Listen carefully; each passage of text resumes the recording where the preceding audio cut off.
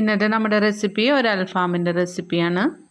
ഈ ഒരു അൽഫാം നമ്മൾ റെഡിയാക്കുന്നത് ഓവനും ഗ്രില്ലൊന്നും ഇല്ലാതെ നമ്മുടെ വീട്ടിൽ നമ്മൾ ഫ്രൈ പാനിലാണ് റെഡിയാക്കി എടുക്കാൻ പോകുന്നത്. അൽഫാം എല്ലാവരും പല രീതിയിൽ പല വെറൈറ്റി ആയിട്ടുള്ള രീതിയിൽ എല്ലാവരും ഉണ്ടാക്കിയെടുക്കുന്നുണ്ട്. അപ്പോൾ നമുക്ക് ഏറ്റവും സിമ്പിളായിട്ടുള്ള രീതിയിലാണ് ഞാനിപ്പോൾ ഈ അൽഫാം റെഡിയാക്കി എടുക്കാൻ പോകുന്നത്. ഇതിന് വേണ്ടിയിട്ട് ഞാനിപ്പോൾ ഇവിടെ 4 പീസ് ചിക്കനാണ് എടുത്തിരിക്കുന്നത്. അപ്പോൾ അത്യാവശ്യം വലുപ്പമുള്ള പീസുകളാണ് എടുത്തിരിക്കുന്നത്. ഇനി നമുക്ക് ഈ ചിക്കൻ്റെ പീസുകളെല്ലാം ഒന്ന് അടിച്ചെടുക്കണം. അതിന് വേണ്ടിയിട്ട് ഒരു ചപ്പാത്തിക്കഴിലോ അല്ലെങ്കിൽ ഇപ്പോൾ ഞാനിപ്പോൾ ഇവിടെ എടുത്തിരിക്കുന്നത് ഉള്ളി ഇടിക്കുന്ന ഒരു സംഭവമാണ്. അപ്പോൾ നിങ്ങൾക്ക് വേണമെന്നുണ്ടെങ്കിൽ ഇത്തിരി ഭാരമുള്ള എന്തെങ്കിലും എടുത്തിട്ട് ഇതുപോലെ ഒന്ന് അടിച്ച് പരത്തിയെടുക്കണം. അപ്പോൾ ഒരുപാട് അടിച്ച് പരത്തിയെടുക്കുകയല്ല, ഒരു മയത്തിന് നമ്മളിത് അടിച്ച് പരത്തിയെടുക്കണം. ഇതുപോലെ തന്നെ എല്ലാ പീസുകളും ഒന്ന് പരത്തിയെടുക്കാം. അപ്പോൾ മസാല എല്ലാം നല്ലോണം പിടിക്കാൻ വേണ്ടിയിട്ടാണ് നമ്മൾ ഇതുപോലെ ചെയ്യുന്നത്. ഇപ്പോൾ ചിക്കൻ്റെ എല്ലാ പീസും ഞാൻ ഒന്ന് അടിച്ചിട്ട് ഒരു മയപ്പെടുത്തി എടുത്തിട്ടുണ്ട്. ഇനി നമുക്ക് ഈ എല്ലാ പീസുകളും നമുക്ക് കത്തി വെച്ചിട്ട് നല്ലോണം ഒന്ന് വരഞ്ഞെടുക്കണം. അപ്പോൾ നമ്മൾ ചിക്കൻ വരയുമ്പോൾ ഉൾഭാഗത്തോട്ടൊക്കെ മസാല ഇറങ്ങുന്ന രീതിയിൽ തന്നെ ഉള്ളിലോട്ട് എത്തണ പോലെ തന്നെ നമ്മൾ വരഞ്ഞെടുക്കുക. എല്ലാ ഭാഗവും എത്തുന്ന രീതിയിൽ തന്നെ നമ്മൾ വരഞ്ഞെടുക്കണം. കാരണം ഇതിൻ്റെ ഉള്ളിലോട്ടൊക്കെ നല്ലോണം മസാല ഇറങ്ങാനുള്ളതാണ്. എന്നാലാണ് നമ്മളിത് ഗ്രില്ല് ചെയ്തെടുക്കുമ്പോൾ നമുക്കിതിന് ടേസ്റ്റ് ഉണ്ടാവുള്ളൂ. അപ്പോൾ നമ്മൾ ഫ്രൈ പാനിൽ വെച്ചാണ് ഇത് ചെയ്യുന്നത്. അപ്പോൾ അതുകൊണ്ട് തന്നെ നമ്മൾ ഉൾഭാഗത്തോട്ട് നല്ലോണം എത്തുന്ന രീതിയിൽ തന്നെ ഇത് വരഞ്ഞെടുക്കണം. പിന്നെ നമ്മൾ ബ്രസ്റ്റ് പീസാണ് എടുത്തിരിക്കുന്നത്. അപ്പോൾ ഈ പീസ് നമ്മൾ ഇതുപോലെ നീളത്തിൽ വരഞ്ഞു വേണം എടുക്കാനായിട്ട്. അല്ലെങ്കിൽ നമ്മൾ ഫ്രൈ ആക്കണ സമയത്ത് ഉള്ളൊന്നും വെന്ത് കിട്ടൂല. അപ്പോൾ ഇതുപോലെ നീളത്തിൽ നല്ലോണം കട്ട് ചെയ്തെടുക്കുകയാണെന്നുണ്ടെങ്കിൽ നമുക്ക് നല്ലോണം ഫ്രൈ ആക്കി എടുക്കാൻ പറ്റും. അപ്പോൾ തിക്നെസ് കൂടുതലുള്ള ഭാഗമൊക്കെ സൈഡൊക്കെ ഒന്ന് വരഞ്ഞു കൊടുക്കുക. അപ്പോൾ ബ്രസ്റ്റ് പീസ് ആകുമ്പോൾ നമ്മൾ നീളത്തിൽ വരഞ്ഞു കഴിഞ്ഞാൽ നമുക്ക് ഫ്രൈ ചെയ്തെടുക്കാനൊക്കെ എളുപ്പമായിരിക്കുള്ളൂ, നല്ലോണം വെന്ത് കിട്ടുകയും ചെയ്യും. അപ്പോൾ ഇതുപോലെ വരഞ്ഞൊക്കെ കഴിഞ്ഞിട്ട് നമ്മൾ ഈ ഒരു പീസുകൾ ഒന്നുകൂടെ ഒന്ന് കഴുകി വെള്ളമൊക്കെ പോകാൻ വേണ്ടിയിട്ട് എടുത്തു വെക്കാം. എന്നിട്ടാണ് നമ്മൾ മാരിനേഷൻ ചെയ്യാൻ പോകുന്നത്. ഇനി ഇതിലേക്ക് ഞാൻ ആവശ്യത്തിന് ഉപ്പ് ചേർത്ത് കൊടുക്കുന്നുണ്ട്. പിന്നെ ഇതിലേക്ക് ഞാൻ ചേർത്ത് കൊടുക്കുന്നത് ഇഞ്ചി വെളുത്തുള്ളി പേസ്റ്റാണ്. അത് 2 സ്പൂൺ ഞാൻ ചേർത്ത് കൊടുക്കുന്നുണ്ട്. അപ്പോൾ നിങ്ങൾ എടുക്കുമ്പോൾ 1 സ്പൂൺ ഇഞ്ചിയും 1 സ്പൂൺ വെളുത്തുള്ളിയും കൂടെ മിക്സ് ചെയ്തെടുക്കാൻ ശ്രമിക്കുക. പിന്നെ ഇതിലേക്ക് നമ്മൾ ചേർത്ത് കൊടുക്കുന്നത് ചെറുനാരങ്ങയുടെ നീരാണ്. അത് 1 ചെറുനാരങ്ങയുടെ നീര് ഞാൻ എടുക്കുന്നുണ്ട്. എന്നിട്ട് ഇതെല്ലാം കൂടെ നല്ലോണം ഒന്ന് ഈ ചിക്കൻ്റെ പീസുകളിലോട്ട് തേച്ച് പിടിപ്പിക്കുക. അപ്പോൾ എല്ലാ ഭാഗത്തും എത്തുന്ന രീതിയിൽ നല്ലോണം തേച്ച് പിടിപ്പിക്കാൻ ശ്രദ്ധിക്കുക. അപ്പോൾ ഇതെല്ലാ ഭാഗത്തും എത്തുന്ന പോലെ നല്ലോണം തേച്ച് പിടിപ്പിക്കുക. എന്നിട്ട് ഒരു 15 മിനിറ്റെങ്കിലും നമുക്ക് ഇതുപോലെ തന്നെ ഇത് മാറ്റി വെക്കണം. ഇതിലേക്ക് വേണ്ടിയിട്ട് നമുക്കിനി ഒരു മസാലയും കൂടെ റെഡിയാക്കി എടുക്കാനുണ്ട്. അതിന് വേണ്ടിയിട്ട് ഞാനിപ്പോൾ എടുത്തിരിക്കുന്നത് തൈരാണ്. അപ്പോൾ പുളിയില്ലാത്ത തൈരാണ് എടുത്തിരിക്കുന്നത്. അത് ഒരു 4 സ്പൂൺ തൈര്, പുളിയില്ലാത്തത് നോക്കി എടുക്കണം, പുളി കൂടാനും പാടില്ല. ഇനി ഇതിലേക്ക് കാശ്മീരി ചില്ലി പൗഡറാണ് ചേർക്കുന്നത്. അത് 2 സ്പൂൺ ഞാൻ ചേർത്ത് കൊടുക്കുന്നുണ്ട്. ഇതിൻ്റെ കൂടെ തന്നെ നമുക്ക് ഒരു 2 സ്പൂൺ ചെറിയ ജീരകം പൊടിച്ചത്, നല്ല ജീരകം പൊടിച്ചതും കൂടെ ചേർത്ത് കൊടുക്കണം. പിന്നെ ഞാൻ ചേർത്ത് കൊടുക്കുന്നത് കുരുമുളകിൻ്റെ പൊടിയാണ്. അത് 2 സ്പൂൺ ഞാൻ ചേർക്കുന്നുണ്ട്. അപ്പോൾ ഓരോരുത്തരുടെ എരിവിനനുസരിച്ച് കൂട്ടിയും കുറച്ചും നമുക്ക് എടുക്കാവുന്നതാണ്. കുട്ടികളൊക്കെ ഉള്ള വീടാകുമ്പോൾ ചിലപ്പോൾ കുറച്ച് എരിവ് കുറച്ചിട്ടായിരിക്കും നമ്മൾ എടുക്കുന്നത്.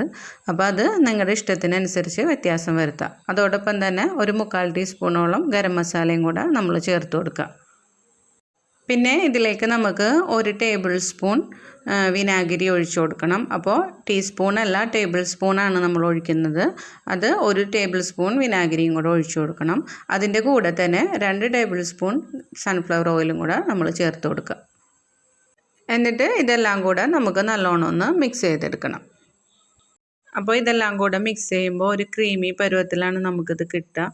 ഇതിൻ്റെ സ്ട്രക്ചർ എന്ന് പറയുന്നത് നല്ലൊരു ക്രീമി ആയിട്ടുള്ളൊരു സ്ട്രക്ചർ ആയിരിക്കുള്ളൂ. അപ്പോൾ ഇതുപോലെ തന്നെ നമുക്ക് നല്ലോണം കട്ടയൊന്നും ഇല്ലാണ്ട് നല്ലോണം മിക്സ് ചെയ്തെടുക്കണം. ഈ ഒരു സമയത്ത് നമുക്ക് ഇതിലേക്ക് ആവശ്യത്തിന് ഉപ്പും കൂടെ ചേർത്ത് കൊടുക്കണം. അപ്പോൾ നമ്മൾ നേരത്തെ ചിക്കനിൽ ഉപ്പ് ചേർത്തിട്ടുണ്ട്. പിന്നെ ഈ ഒരു മസാലക്ക് ആവശ്യമായിട്ടുള്ള ഉപ്പ് മാത്രം ചേർത്താൽ മതിയാവും. എന്നിട്ട് ഇതെല്ലാം കൂടെ ഒന്ന് നല്ലോണം ഒന്ന് മിക്സ് ചെയ്തെടുക്കുക. എന്നിട്ടൊന്ന് നമ്മൾ ടേസ്റ്റ് ചെയ്ത് നോക്കാം, നമുക്ക് ഇതിന് ഉപ്പുണ്ടോ എന്നുള്ളതും കൂടെ ഒന്ന് ടേസ്റ്റ് ചെയ്ത് നോക്കാം. എന്നിട്ട് വേണം നമുക്കിത് ചിക്കനിലോട്ട് തേച്ച് പിടിപ്പിക്കാനായിട്ട്. ഇനി നമുക്ക് ഈ മസാല നേരത്തെ റെഡിയാക്കി വെച്ചിരിക്കുന്ന ചിക്കനിലോട്ട് ചേർത്ത് കൊടുക്കാം. എന്നിട്ട് നല്ലോണം ഒന്ന് മിക്സ് ചെയ്തെടുക്കണം. അപ്പോൾ നല്ലോണം ഉൾഭാഗത്തോട്ടൊക്കെ ശരിക്കും പിടിക്കുന്ന രീതിയിൽ തന്നെ നമ്മളിത് തേച്ച് പിടിപ്പിക്കണം. ഞാനിപ്പോൾ ഇതെല്ലാ പീസിലേക്കും നല്ലോണം തേച്ച് പിടിപ്പിക്കുന്നുണ്ട്. ഇതുപോലെ തേച്ച് പിടിപ്പിച്ചിട്ട് ഫ്രിഡ്ജിലോട്ട് എടുത്ത് വെക്കുകയാണ് ചെയ്യുന്നത്. അപ്പോൾ ഇപ്പോൾ ഒരു 12 മണിക്കൊക്കെ ഇത് തേച്ചെടുത്തിട്ട് വെച്ചിട്ടുണ്ടെങ്കിൽ ഞാൻ നാളെ വൈകിട്ടത്തേക്കാണ് ഇത് പിന്നെ എടുക്കുന്നത്. അപ്പോൾ നമുക്ക് നാളേക്കാണ് വേണ്ടതെന്നുണ്ടെങ്കിൽ ഇന്ന് തന്നെ ഇത് ചെയ്തു വെച്ചാൽ നല്ലതായിരിക്കും. ഞാനിപ്പോൾ എല്ലാ പീസിലും ഇത് തേച്ച് പിടിപ്പിച്ചിട്ടുണ്ട്. ഇനി ഞാനിത് എയർ ടൈറ്റ് ആയിട്ടുള്ള ഒരു പാത്രത്തിലേക്ക് മാറ്റി കൊടുക്കുകയാണ്. ഇനി ഇതിലേക്ക് നമുക്ക് ഒരു ഇൻഗ്രീഡിയൻറ്റും കൂടെ ചേർക്കാനുണ്ട്. അപ്പോൾ പാലാണ് നമുക്ക് ചേർത്ത് കൊടുക്കേണ്ടത്. അപ്പോൾ ഫ്രഷ് മിൽക്ക് ഒരു ചെറിയ കപ്പ് ഫ്രഷ് മിൽക്കും കൂടെ ഞാനിതിലേക്ക് ചേർത്തിട്ടുണ്ട്. എന്നിട്ട് നമുക്ക് കൈകൊണ്ട് മൊത്തത്തിലൊന്ന് ഇളക്കി കൊടുക്കുക. എല്ലായിടത്തും എത്തുന്ന രീതിയിൽ ഒന്ന് മിക്സാക്കി കൊടുക്കുക. എന്നിട്ട് ഇത് ഞാൻ അടച്ചിട്ട് ഇതുപോലെ തന്നെ എടുത്ത് ഫ്രിഡ്ജിലോട്ട് വെക്കുകയാണ് ചെയ്യുന്നത്. അപ്പോൾ എയർ ടൈറ്റ് ആയിട്ടുള്ള ഒരു പാത്രത്തിൽ അടച്ചിട്ട് നമ്മൾ ഫ്രിഡ്ജിലോട്ട് എടുത്ത് വെക്കുകയാണ്. ഇപ്പോൾ ഞാനിത് പുറത്തെടുത്ത് വെച്ചിട്ടുണ്ട്. അപ്പോൾ ഫ്രൈ ചെയ്യുന്നതിന് 1 മണിക്കൂർ മുമ്പെങ്കിലും നമ്മളിതെടുത്ത് പുറത്ത് വെക്കണം. എന്നിട്ട് വേണം ഇത് ഫ്രൈ ചെയ്തെടുക്കാനായിട്ട്. ഫ്രൈ പാൻ നല്ലോണം ചൂടായി വരുമ്പോൾ നമുക്കിതിലേക്ക് കുറച്ച് ഓയിൽ ഒഴിച്ച് കൊടുക്കുക. വളരെ കുറച്ച് ഓയിൽ മതിയാവും. അപ്പോൾ ഒരു 3 സ്പൂൺ ഓയിലൊക്കെ മതിയാവും. എന്നിട്ട് നമ്മൾ ഹൈ ഫ്ലെയിമിൽ വേണം ഇത് റെഡിയാക്കി എടുക്കാനായിട്ട്. അപ്പോൾ ഓയിൽ നല്ലോണം ചൂടായി വരുമ്പോൾ നല്ല ഹൈ ഫ്ലെയിം തന്നെ വെച്ച് കൊടുക്കുക. ഒട്ടും തീ കുറക്കേണ്ട ആവശ്യമില്ല. അപ്പോൾ ഹൈ ഫ്ലെയിമിൽ തന്നെ നമ്മൾ ഈ ചിക്കൻ്റെ പീസുകൾ ഇതിലേക്ക് വെച്ച് കൊടുക്കുക. അപ്പോൾ ഓരോ പീസായിട്ട് ഫ്രൈ ചെയ്തെടുക്കുന്നതായിരിക്കും നല്ലത്. കാരണം അധികം പീസുകൾ ഇട്ട് നമ്മൾ ഒരേ സമയം ഫ്രൈ ചെയ്താൽ ഇതിൽ നിന്ന് വെള്ളം ഇറങ്ങിയിട്ട് ആകെ ഒരു വെള്ളത്തിൻ്റെ മയമായിരിക്കുള്ളൂ. ഇതിപ്പോൾ നമ്മൾ ഹൈ ഫ്ലെയിമിൽ തന്നെ ഇങ്ങനെ വെച്ച് ഫ്രൈ ചെയ്തെടുക്കുകയാണെന്നുണ്ടെങ്കിൽ 2 സൈഡും മൊരിഞ്ഞ് കിട്ടും. അപ്പോൾ അങ്ങനെ മൊരിയുമ്പോൾ അതിൻ്റെ ഉള്ളിൽ നിന്ന് വെള്ളം ഇറങ്ങാനുള്ള ചാൻസ് കുറവാണ്. അപ്പോൾ ഇതുപോലെ തന്നെ ഹൈ ഫ്ലെയിമിൽ നമുക്ക് നല്ലോണം ഒരു 2 മിനിറ്റ് ഓരോ ഭാഗവും നമുക്ക് മൊരിച്ചെടുക്കാം. 2 മിനിറ്റ് കഴിയുമ്പോൾ നമുക്കതൊന്ന് മറിച്ചിട്ട് കൊടുക്കണം. എന്നിട്ട് 2 മിനിറ്റ് കൂടെ ഹൈ ഫ്ലെയിമിൽ തന്നെ മറ്റേ ഭാഗവും കൂടെ നമുക്കിതുപോലെ തന്നെ മൊരിച്ചെടുക്കണം. അപ്പോൾ 2 ഭാഗവും നല്ലോണം മൊരിഞ്ഞ് കഴിയുമ്പോൾ പിന്നെ അതിൻ്റെ ഉള്ളിൽ നിന്ന് നമുക്ക് വെള്ളമൊന്നും ഇറങ്ങി വരില്ല. അപ്പോൾ നമുക്ക് ഉൾഭാഗം നല്ല ജ്യൂസി ആയിട്ട് കിട്ടുകയും ചെയ്യും. പുറം നല്ല മൊരിഞ്ഞിരിക്കുകയും ചെയ്യും. നമ്മൾ പുറത്തുനിന്നൊക്കെ ഇത് മേടിക്കുമ്പോൾ കൂടുതലും ഡ്രൈ ആയിട്ടായിരിക്കുള്ളൂ ഇരിക്കുന്നത്.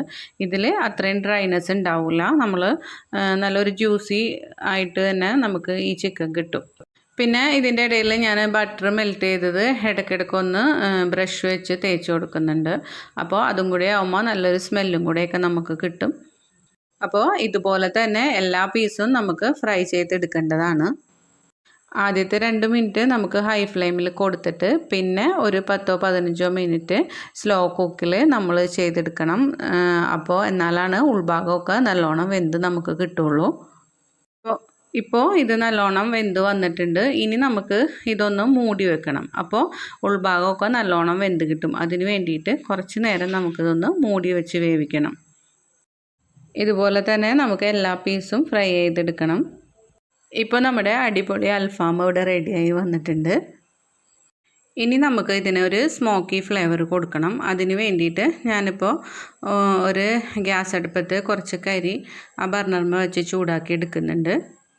എന്നിട്ട് നല്ലോണം ചൂടായി വരുമ്പോൾ ഈ കരി നമുക്കൊരു പാത്രത്തിലേക്ക് മാറ്റി കൊടുക്കണം. എന്നിട്ട് നമ്മൾ ആ ഒരു അൽഫാം എല്ലാം കൂടെ ഒരു പാത്രത്തിലെടുത്ത് വെച്ചേക്കാണ്. അതിൻ്റെ ഉള്ളിലേക്ക് ഇത് വെച്ചിട്ട് നമുക്ക് അടച്ചു വെക്കണം.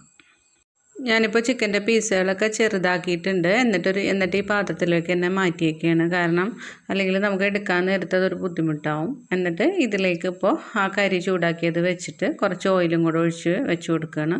എന്നിട്ട് ഈ ഒരു പുക വരുന്ന ആ ടൈമിൽ തന്നെ നല്ലോണം ഒന്ന് മൂടി വെക്കാം.